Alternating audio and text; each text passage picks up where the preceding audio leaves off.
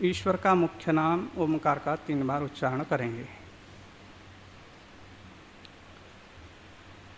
ओ, ओ, ओ, ओ, ओ।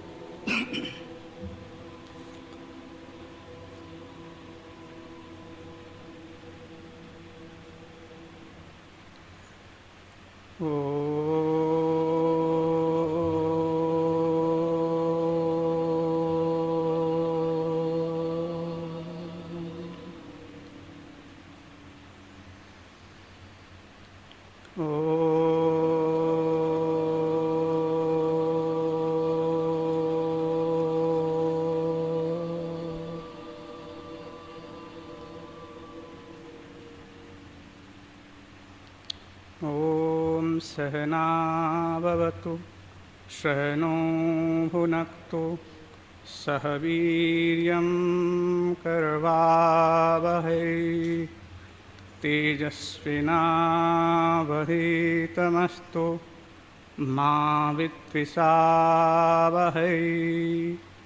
ॐ शान्तिः शान्तिः शांति।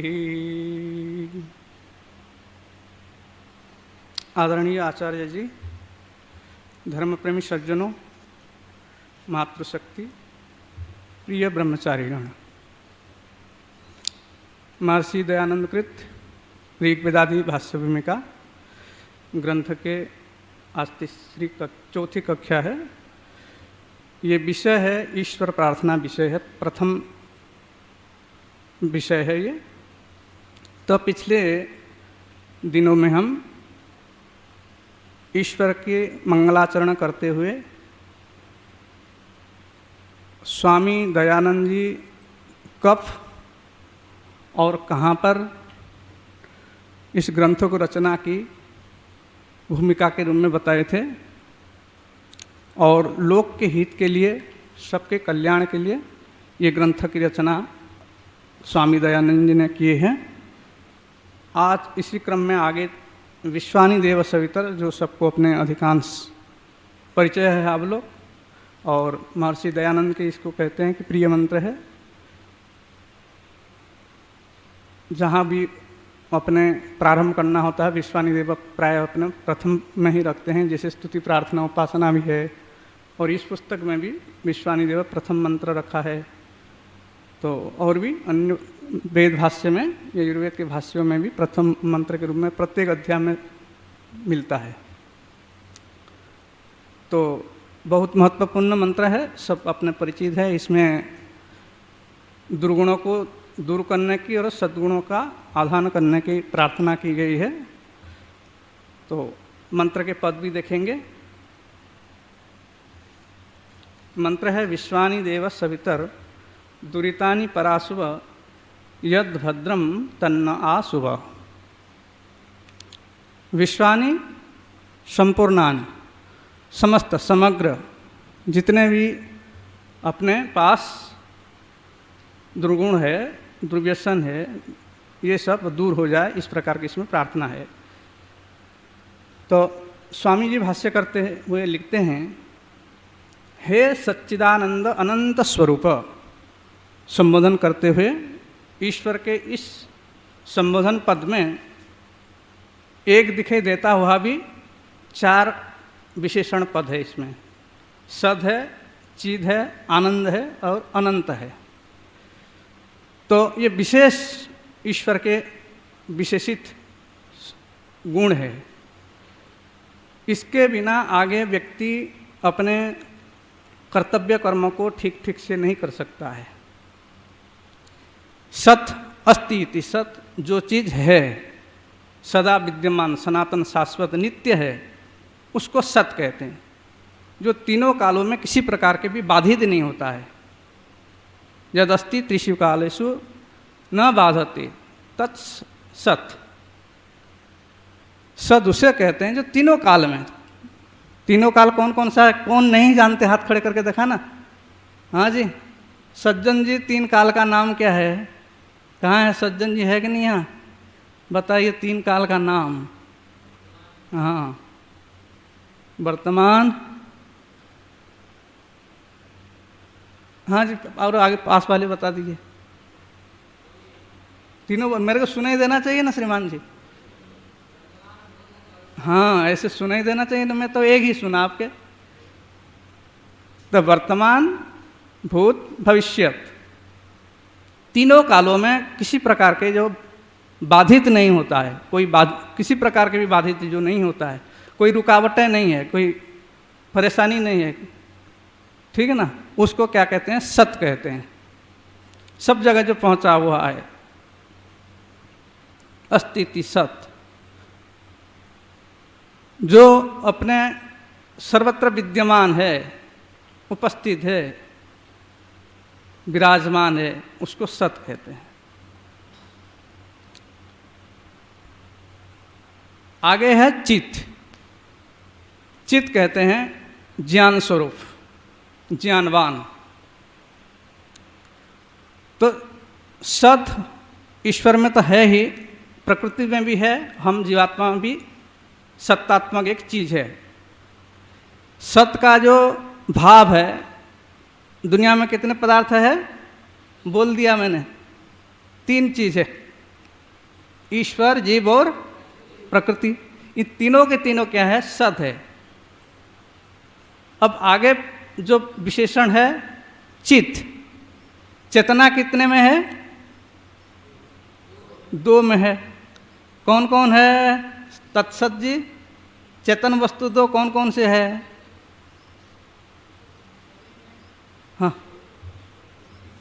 हाँ, ईश्वर एक है, और दूसरा आत्मा कहते हैं उसको। उसको क्या कहते हैं? आत्मा कहते हैं। आत्मा और परमात्मा, ये 2 क्या है? चेतन वस्तु है। बाकी हम जीवात्मा के हैं, अल्पज्ञ हैं, ईश्वर सर्वज्ञ हैं, ठीक है ना। वो क्या कि सर्वव्यापक है, सर्वव्यापक है, सब अपने जगह विद्यमान पहुंचा हुआ है, सहस्त्रपाद है, सहस्राक्ष है, ठीक है ना, सब पर जगह, सब जगह पहुंचा हुआ है, इसलिए सबको जानता है, सब जानता है, कोई उसे अनजान नहीं होता, उसको हर जगह पहुंचा हुआ है, इसीलिए विद्यमान है। जैसे अभी यहाँ हम लोग विद्यमान है, तो यज्ञशाला में कौन क्या कह रहे, कौन आ रहा है, क्या जा रहा है, हमको पता चल जाता ना। बाकी अभी छात्रावास में कौन आ रहा है, जा रहा है, हमको पता नहीं चल पाता है, क्योंकि हम एक देशी है। ईश्वर क्या है? सर्वत्र विद्यमान है, परिअगात, सब जगह पहुंचा हुआ है, इसीलिए वहाँ के भी बात जानता है, जापान की, फ्रांस की, और अपने रोजड़ की भी, और सागपुर के भी, सबके अपने जान उसको होता है। तो इसीलिए ईश्वर सर्वव्यापक है, सर्वज्ञ है, इसलिए सबके बात को जानता है, और सब काल में विद्यमान होने के कारण हम भी सब काल में विद्यमान होते हैं। बाकी हमारे शरीर का जो अपने नष्ट हो जाना और उत्पन्न होना होता है, ठीक है ना, उसके कारण फिर हम अपने तीनों काल की बात नहीं जान पाते हैं। अभी 50 साल तक अब कुछ कुछ जानेंगे, 50 साल के फिर अब दूसरे कोई जन्म हो जाएगा, तो इस जन्म में हम क्या क्या किए थे, क्या हुआ था, क्या पता नहीं चलता है, आगे क्या बनेंगे ये हमको पता नहीं है। ईश्वर को ये सब पता होता है, ठीक है ना। तो इसीलिए ईश्वर क्या है? चेतन स्वरूप है, ज्ञानवान है, सर्वज्ञ है। आगे है आनंद, आनंद स्वरूप है। ईश्वर का जो आनंद है सर्वातिशय है, सबसे अधिक है, प्योर है, कोई मिलावट नहीं है उसमें, ठीक ना। रसो वैसा रसम में लब्ध्वा आनंदी भवती, वो रस से भरा हुआ है, मतलब आनंद से परिपूर्ण है। दूसरे जो रस है, विषय वाले रस है, शब्द स्पर्श वाली रस जो है, ये क्या है? इसमें विकार उत्पन्न हो जाते हैं, सड़ना, गलना, पकना, कुछ भी है, उसमें विकार उत्पन्न होते हैं। बाकी ईश्वर के जो आनंद है, ईश्वर का यह सुख है, उसमें कई विकार उत्पन्न नहीं, निर्विकार वो है, स्वयं भी निर्विकार है, और उसके अपने जो गुण कर्म स्वभाव जितने भी है सब अपने परिपूर्ण है वो, किसी में भी कोई कमी नहीं है, कोई कमी नहीं है उसमें। रसगुल्ले में मान के चलो, रसगुल्ले कहीं से भी खाओ अपने मीठा तो लगेगा, बाकी कितने दिन तक फ्रिज में रख के खा सकते हैं कौन बताएगा? निशान जी बताएंगे कितने दिन फ्रिज में रख के खा सकते हैं रसगुल्ले को? हैं? कितने दिन बताया? 1-2 दिन, 1 साल तक रह जाएगा? सच बताओ, जानते हो तो बताओ। तो थोड़े दिन खा सकते हैं, ठंडा हो जाएगा, जम जाएगा, कुछ स्वाद बदल जाएगा। इतने स्वाद, जो पहले दिन के जो स्वाद था वो 1 सप्ताह के बाद खाएंगे तो वो स्वाद फिर नहीं मिलने वाला। कितने भी अपने बढ़िया सेफ्टी रखो उसको, कितने भी सुरक्षित रखो उसको, वो पहले दिन के जो स्वाद है गर्मा गर्म, वो स्वाद क्या है दूसरे दिन नहीं मिलने वाला है। ठीक है? तो ऐसे जो सच्चिद और आनंद है। और आगे और एक महत्वपूर्ण विशेष बताया जो अनंत स्वरूप है। ये स्वरूप शब्द सबके साथ जुड़ जाएगा। सत स्वरूप है, चित स्वरूप है, आनंद स्वरूप है और अनंत स्वरूप है। जो अंतिम पद है वो सबके साथ जुड़ जाएगा। स्वभाव, स्वरूप, जो अपने में विद्यमान हमेशा रहता है, कभी उससे अलग नहीं होता, पृथक नहीं होता है, उसको स्वभाव कहते हैं, स्वरूप कहते हैं। तो अनंत स्वरूप है और आनंद स्वरूप है, चित्त स्वरूप है, सत स्वरूप है। तो आगे है जो अनंत है, उसके जितने भी गुण कर्म स्वभाव है वो सब अनंत है। ठीक है? अनंत ज्ञान है, अनंत बल है, अनंत पराक्रम है, अनंत शुभ कर्म है, जो भी चीज़ें हैं उसको सब अनंत है। कोई उसका सीमा अवधि उसके नहीं है। आगे चलते चले जाओ, चलते चले जाओ, कहीं भी चले जाओ, वो अपने फिर रुकने वाला नहीं है। लंबी लाइन है उनकी, अनंत है। जिसका कोई अंत नहीं उसको अनंत कहते हैं। ईश्वर के गुण कर्म स्वभाव में कोई कमी नहीं है, कहने का मतलब अनंत आनंद है उसमें। ठीक है? तो ऐसे जो ईश्वर है संबोधन करके आगे स्वामी जी लिखते हैं, हे परम कारुणिक। स्वामी दयानंद जी के एक एक शब्द में बहुत अपने बल होता है, बहुत भावपूर्ण होता है, चिंतनीय होता है, प्यारा होता है। तो आगे एक वाक्य शब्द लिखते हैं, हे परम कारुणिक। बहुत कृपा करने वाला है, बहुत कृपा करता है। हम कह नहीं सकते हैं कितने कितने उपकार कर रहे हैं हमारे, कितने दया कर रहे हैं, कितने करुणा कर रहे, कृपा कर रहे। हम अपने जो अधीन व्यक्ति होता है, ठीक है, वो उसको हम बार बार समझाते हैं, बुझाते हैं, ताड़ना करते हैं। ठीक है? सुधर जाता तो ठीक लगता अपने को, और नहीं सुधरता तो उसके प्रति अपने द्वेष का भाव हो जाता है, क्रोध हो जाता है। तो ईश्वर अधिक हमको समझा बुझा रहे कि गुरु आचार्य माता पिता अधिक समझाते बुझाते। कौन सबसे अधिक समझाता बुझाता बोलो? हाँ जी, निरंजन जी। हैं? कौन सबसे हमको मार्गदर्शन करता रहता है? हैं? ईश्वर। हर क्षण हमको मार्गदर्शन कर रहे, गाइड कर रहे। ये करना है, ऐसे करना है, वहाँ जाना है, वहाँ नहीं जाना, ये नहीं करना है। प्रतिक्षण बता रहे। सामने वाला तो देखेगा तब बताएगा, कहीं गलती करे तो। ईश्वर तो अंतर्यामी है, ईश्वर अंतर्यामी है, तो अंदर से ही सब जानता है, तुरंत अपने रोकता है गलत काम करते हुए। ये उसकी दया है, वही इसका कृपा है। हम बार बार बिल्कुल नहीं मानते, साल जीवन निकल जाता है हमारे, कोई 50 साल जीता, कोई 100 साल जीता है, ठीक है ना, तो भी हम उसके पूरे बात को नहीं मानते हैं। तो हमारे लिए नाराज नहीं होता है, वही बराबर सुविधा देता रहता है। दंड तो मिलेगा ही, बाकी वही हवा, वायु, जल, अग्नि, जो वही तत्व है, प्राकृतिक जो सुख दुख है, ठीक है ना, प्रकृति से जो मिलने वाले सूर्य के ताप है, ठीक है ना, अनेक प्रकार की जो चीज़ें हैं वो छीनता नहीं है। बाद में तो छीन लेगा। अभी जल का दुरुपयोग करेंगे तो अगले जन्म में खरगोश बना देगा, ठीक है ना। और कौन से पक्षी बोलते हो?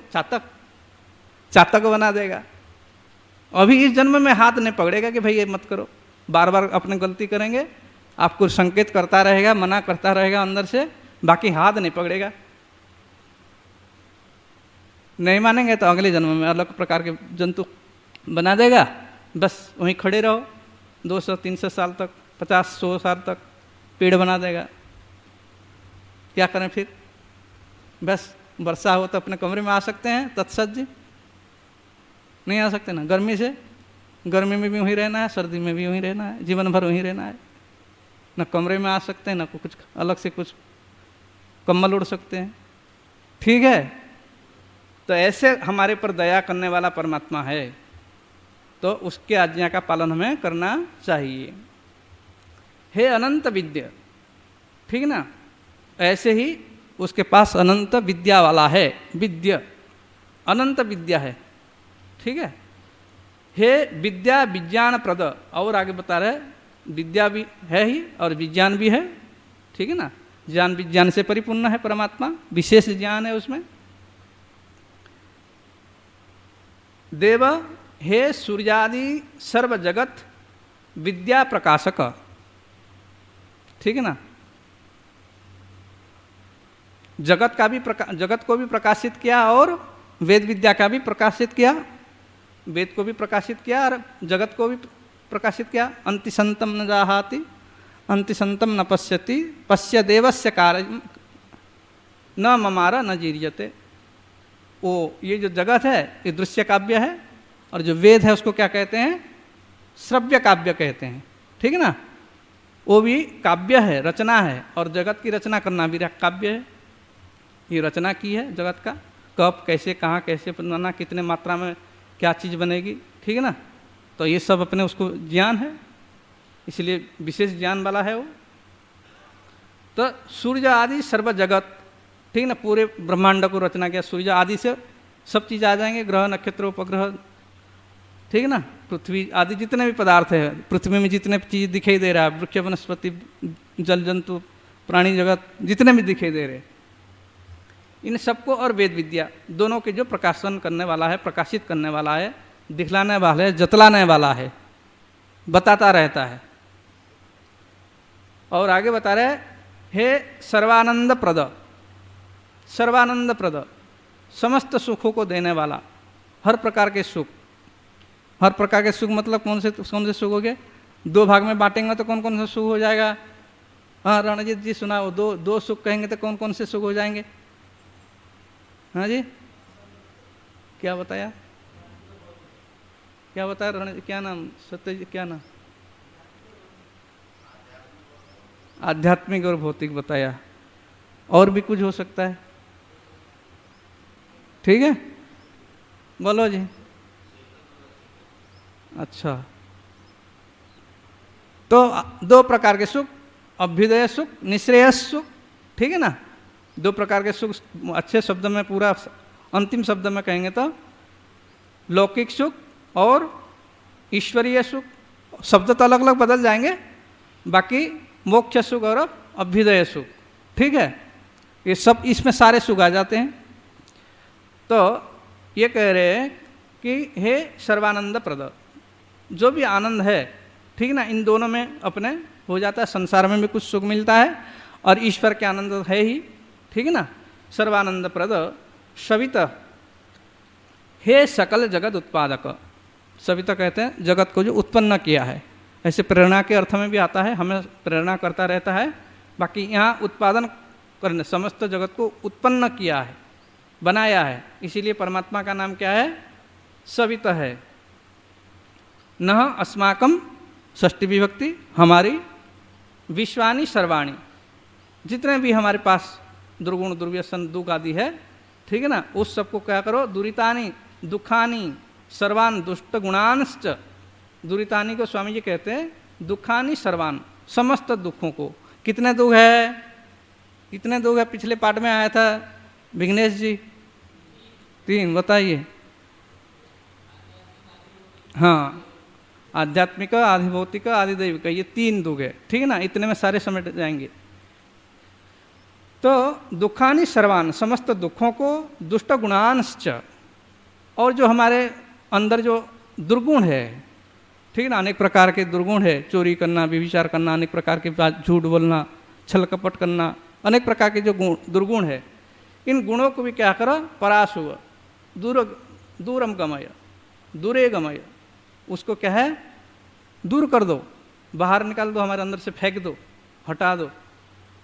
ऐसे हमको प्रेरणा करिए, जिस प्रेरणा से हम आपके प्रेरित होकर के इन दुर्गुणों को हम छोड़ दें। ठीक है। दुरे गमय यद भद्रम, और जो भद्र है, कल्याणकारक है, श्रेय है, ठीक है ना, सुखदायक है, यद कल्याणम सर्व दुख रहितम, वो जो कल्याण है थोड़ा सुख वाला नहीं है, सर्व दुख रहितम बता रहे, तीनों प्रकार के लेश मात्र भी जिसमें कोई दुख ना हो उसको भद्र कहते हैं, उसको कल्याण कहते हैं, उसको श्रेय कहते हैं। ठीक ना। यद कल्याणम सर्व दुख रहितम सत्य विद्या प्राप्त्य अभ्युदय निश्रेयसम सुखकरम भद्रम अस्ति, दो सुख को ले लिया। ठीक ना। प्राप्त करके जो अभ्युदय निश्रेय सुख, दो प्रकार के सुख अभी बता दिया। मोक्ष सुख, निश्रेयस कहते हैं मोक्ष को, और अभ्युदय सांसारिक सुख को कहते हैं। भद्रम अस्ति, जो भद्र कल्याण है उसी को क्या करें आप अपने तत् नह अस्मभ्यम, वह अस्मभ्यम हमारे में क्या करें, आशुभ आ समन्तात उत्पादय कृपया प्रापय, हमें वो क्या करें अच्छी तरह से प्राप्त करा दिए, हमें उसको हम उसे प्राप्त हो जाएं, भद्र को प्राप्त हो जाएं, हमें भद्र प्राप्त हो, ऐसे हमें आप हमेशा प्रेरित प्रेरणा करते रहिए, जिससे हम संपूर्ण दुखों से छूट करके आपके सुखों को प्राप्त कर सकें। और एक पैराग्राफ है, 2-3 मिनट अधिक हो जाएगा, इसको पूरा कर देते हैं। अस्मिन् वेदभाष्य कर्ण अनुष्ठाने ये दुष्टा विघ्नास्तान प्राप्ते पूर्वमेव पराशुभ दूरम गमय।